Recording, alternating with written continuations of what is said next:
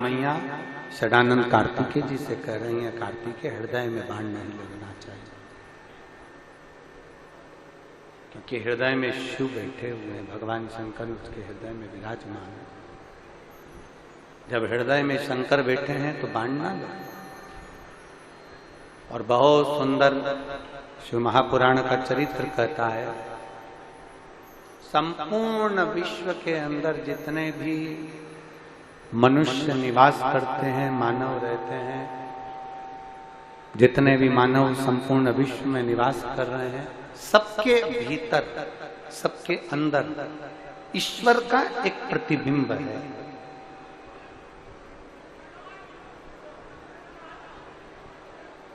जिसको बुलाया वो क्यों ना बैठा है? ईश्वर का एक प्रतिबिंब है। सबके भीतर भगवान शंकर विराजमान, सबके भीतर शिव विराजमान।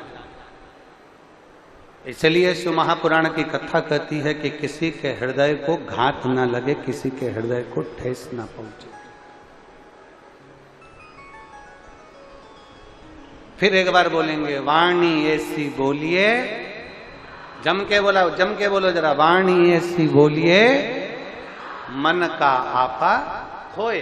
हमारे शब्द से, हमारी वाणी से, हमारे द्वारा, अपने द्वारा किसी को हृदय में, भाव में कहीं भी किसी को ठेस ना हो। किसी अपने शब्दों से, अपनी वाणी से, अपने भाव से किसी को ठेस ना हो। महाराज तारकासुर को मारने के लिए षडानंद कार्तिकेय चले, तारकासुर का संहार किया, हृदय में बाण नहीं छोड़ा, हृदय में बाण नहीं।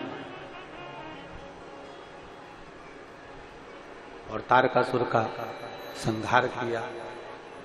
तारकासुर के 3 बेटे थे, 3 पुत्र हैं तारकासुर।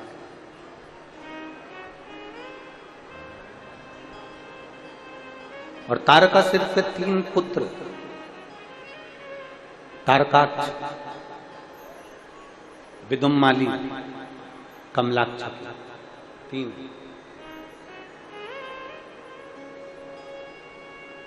और तीनों बड़े विचित्र।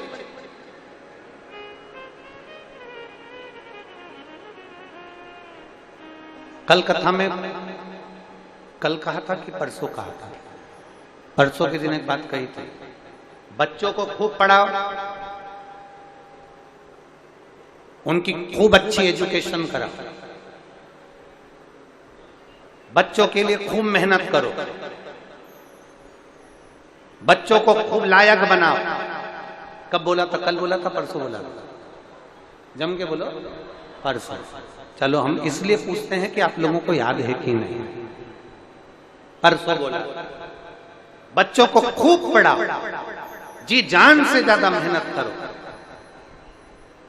अपनी कैपेसिटी से ज्यादा पढ़ा, बच्चों को लायक बनाओ। पर शिव महापुराण की कथा कहती है, बच्चों को इतना भी लायक मत बना देना कि वो अपने माता पिता को नालायक समझने लगे।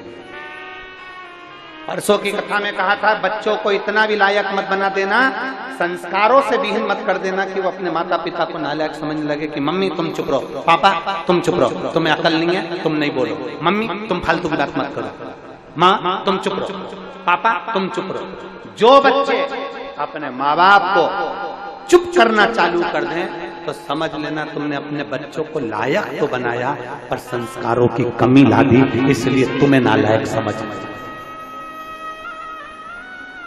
संस्कारों की कमी मत आने देना। बच्चों में जितने संस्कार होंगे तो बच्चे तुम्हारा अगर आज आदर कर रहे हैं तो जिंदगी में उन बच्चों का भी आदर होगा। अगर आज आदर कर रहे हैं तो उन बच्चों का जिंदगी में आदर होता चले जाएगा।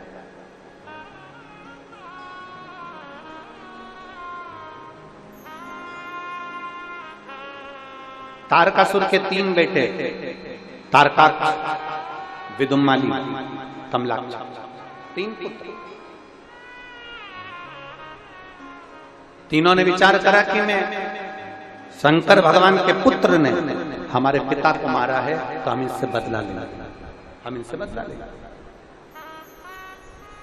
तीनों ने विचार किया। अब शिव कथा कर रही है,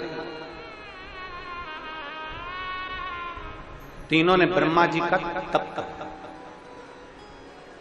और ब्रह्मदेव से तप कर कर उन्होंने वर प्राप्त करा कि हमें वर दीजिए कि हमारे प्राण ना छूटे,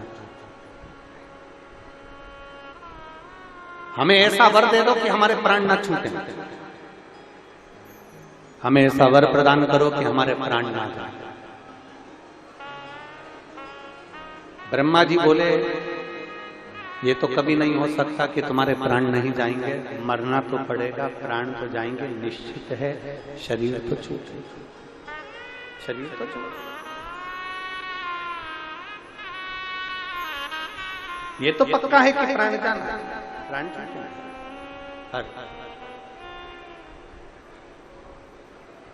तुम कोई और वर मांगो। तारकासुर के 3 बेटों ने, तारकाक्ष, विदुम्माली, कमलाक्षी ने, तीनों ने वर मांगा। अगर वर देना चाहते हो तो हमें ऐसा वर दीजिए कि हम मरे तो तीनों एक साथ मरे। ब्रह्मा जी ने कह दिया तथास्तु, ठीक, हम तुम्हें वर प्रदान तथास्तु। अब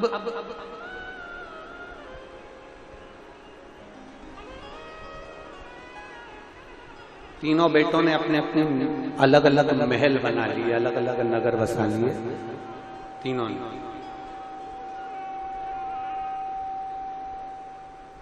और तीनों ने अपने अपने नगर बसाए, तीनों ने अपना अपना महल बनाया, 3 पुरियों का निर्माण कर दिया, 3 पुरियों का निर्माण हुआ, तीनों में निवास। तीनों ने उपद्रव मचाना प्रारंभ कर दिया।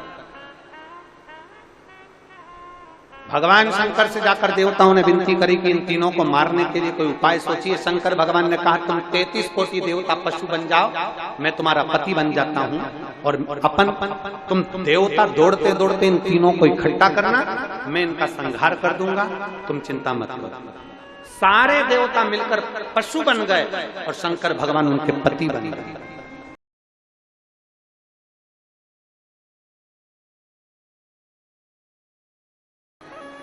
जिसका व्रत आप करते रहे, कौन सा? जम के बोलो जरा। पशुपति। सारे देवता पशु बन गए, शंकर भगवान उनके पति बन गए। पति का मतलब क्या होता है? भरण पोषण करने वाला। पति का मतलब है भरण पोषण करने वाला, पति का मतलब है रक्षा करने वाला।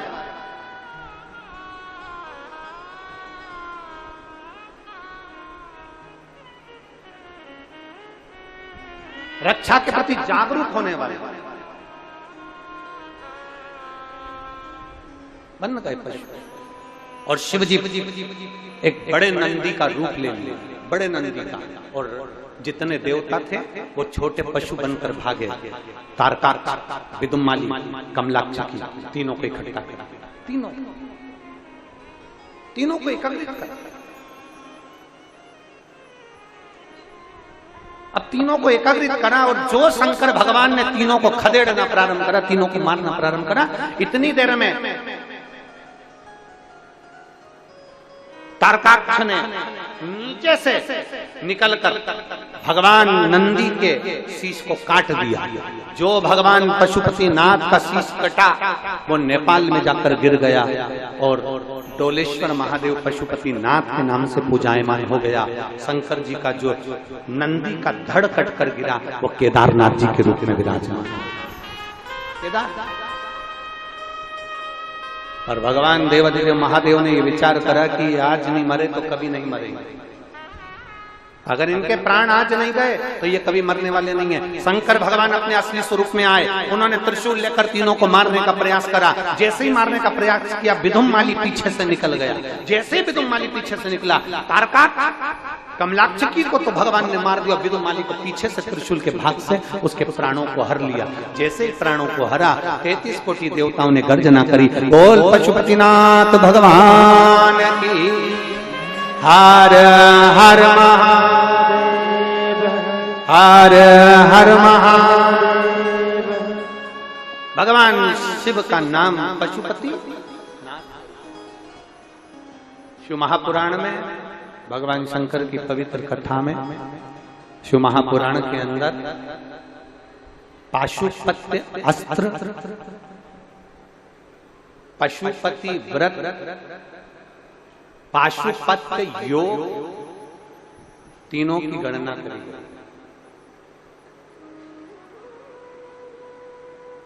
पाशुपत्य योग